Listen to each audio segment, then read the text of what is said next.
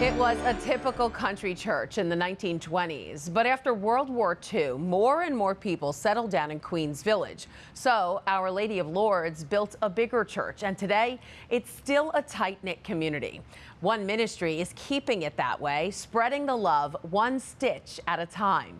Its coordinator is tonight's Pulse of the Parish.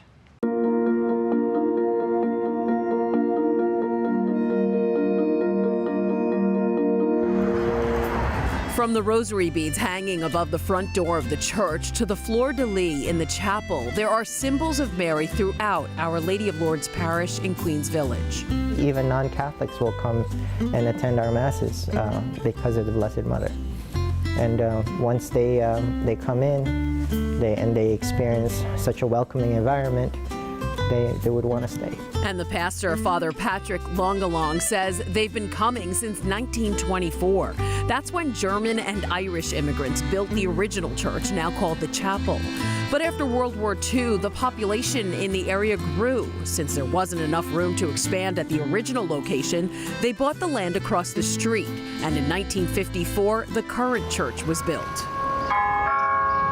70 years later, this church is located in one of the most diverse zip codes in the country. We have a lot of Filipinos. We also have a growing Bangladeshi community, Sri Lankan community, big Hispanic community, but even the Hispanic community, it's a very diverse group. But one thing that brings this diverse group together is their faith. Our Father, who art in heaven. Take Mary Mooney, for example. My faith has sustained me through immigration, loneliness, loss of a child, you name it, loss of my husband recently.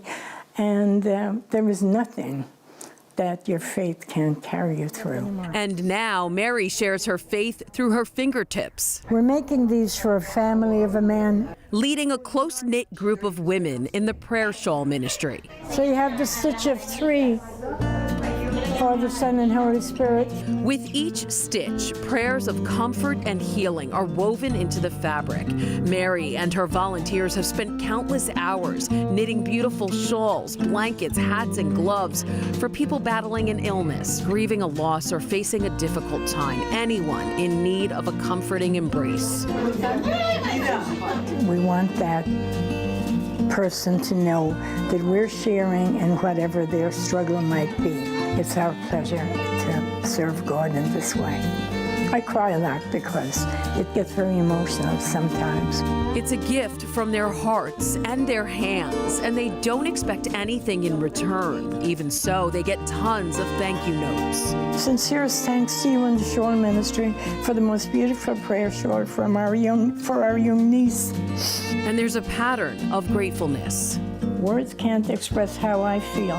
Your generosity and prayers for me and my family remind me that I am not alone and that I will get through this. As long as there's one person out there who might need to be wrapped in love, Mary says she'll continue her handiwork.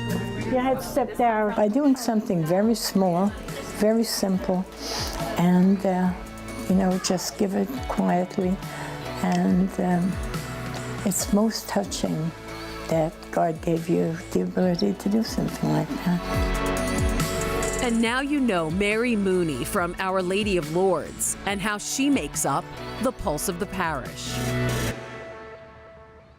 The ministry was kind enough to give me a shawl, and I will take all the prayers I can get.